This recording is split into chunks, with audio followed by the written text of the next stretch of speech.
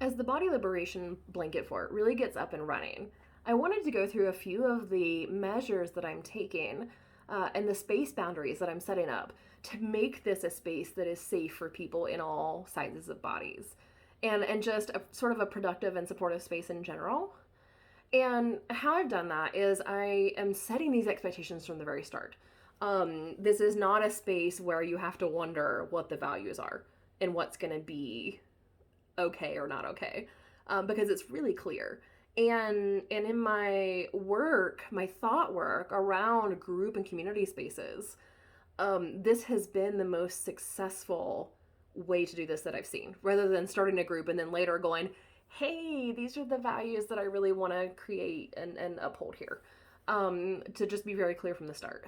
So I've been very clear and this is in the as soon as you come into the blanket fort, these are the things that you see, and this is what you're expected to follow while you're there. And I don't make any bones about if you violate these, you may not be able to stay in the space. But I'm very clear that it's a radical fat positive and activism space. And that doesn't mean that thin folks or average size folks aren't welcome. Everyone in every body size is welcome, but it is centered on fat people and fat voices. And that can be uncomfortable for somebody who's not used to that.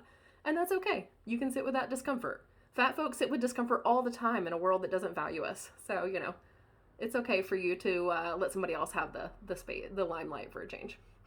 It is a safer space. I will not call this a safe space because I don't know that that is really possible, especially for one human being, me, to create and enforce, because we all mess up. We're all learning, and so it's a safer space because I will enforce that we don't do fat phobia here, but I cannot guarantee that nobody will ever mess up and that I won't have to go back and ask somebody to put a content warning on something or so on. But it's also a learning space because I want it to be a space, and I have a channel specifically for this, for tough conversations, and questions that people might be afraid to ask elsewhere, because I want it to be a space where people do feel like they can learn. But I've also given a specific part of the space to that, so that people can choose not to be part of those learning conversations if that's not their jam. Um, so I can't guarantee that it's a fully safe space, but it's as safe as I can reasonably make it. We do use the word fat as a neutral descriptor. It's not an insult or being self-deprecating. It's just like saying tall or brunette or wears glasses. So that's some of the foundation. But the rules that we all live by are in this space: no diet talk, fat phobia, intentional weight loss talk, ableism, classism, sexism, racism, homophobia, trolling, concern trolling, or other disrespect or shaming. And, this is where groups often run into trouble with nitpicking of, well, what is concern trolling? And, honestly, it's my space and it's not a democracy. So I'm going to be reasonable and I'm going to listen to people, but I'm also going to, my space, my rules. Concern trolling is pretty clear to me after all this time. So it is what I say it is. We don't delete comments or threads because it erases other people's labor and it prevents accountability. This is a bannable offense because it really sucks to put a lot of labor into helping somebody learn and then have somebody just delete all of it. And as far as I know on Discord, I cannot recover that once it's gone. So we don't do that. That said, I may ask people to put spoiler tags around something so that you actually have to mouse over or click on it to see what the text was.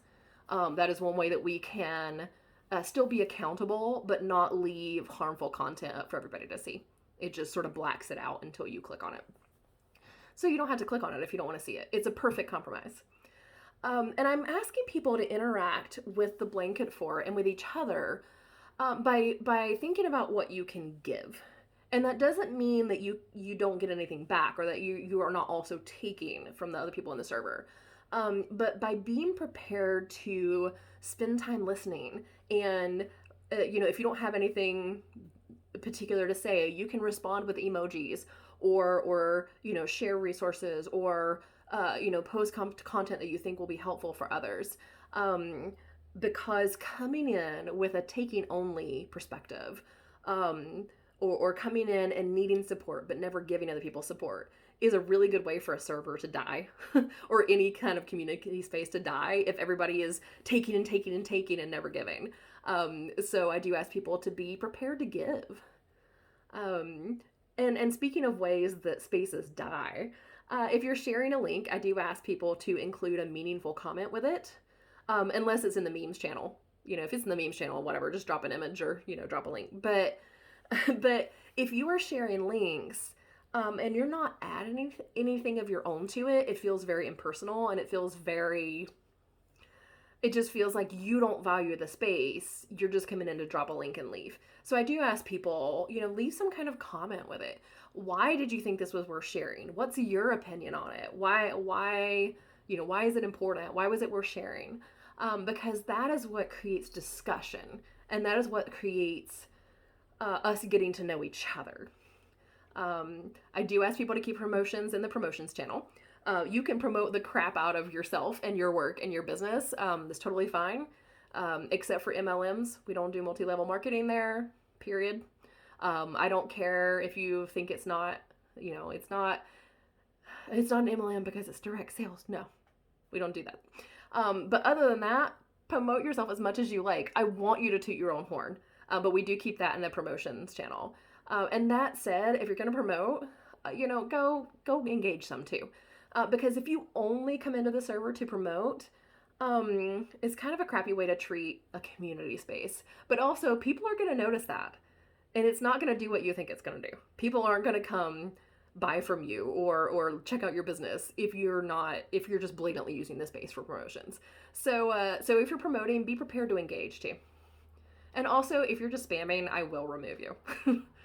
And I know that it seems like, oh, well, Lindley's got all these rules. But these are the things that, y'all, I have been in community spaces on the internet since 1996.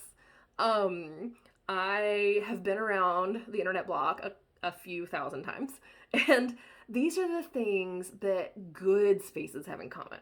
That spaces where people like to be there instead of coming in just to drop a link and run away, or to promote their business and leave. And, these are the things that make a space feel like a living room, like somebody's living room that you really want to hang out in.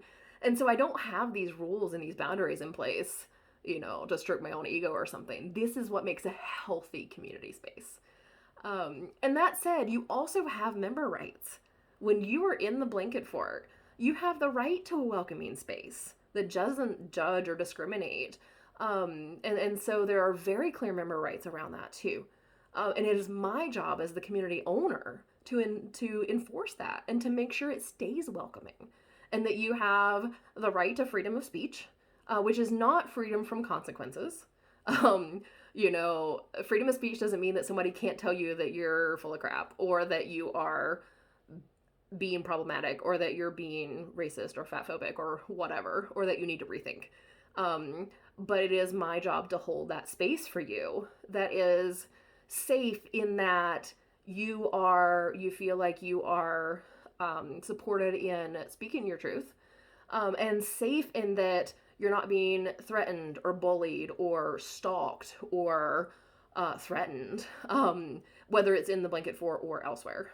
So you have the right to exist in this space without feeling hassled or threatened or harassed. And the guidelines and the boundaries are part of what makes that possible. And this is also why the Discord is hooked to my Patreon, because this is a lot of ongoing labor, and I do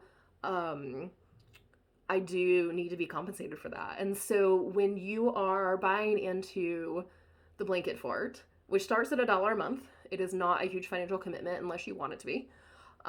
You are making that possible. You are making that emotional labor possible. You are making it possible for me to make this the kind of space that you really want to hang out in. And so all these things are symbiotic. They all work with each other. By being compensated for my labor, I'm able to do that labor. And to do that and by doing that labor, I make this a space that you want to be in and that you want to invest in and that you want to pay more than $1 a month to hang out in because it's so great. And so all these things work together. But those are the general guidelines and rights that run the blanket fort.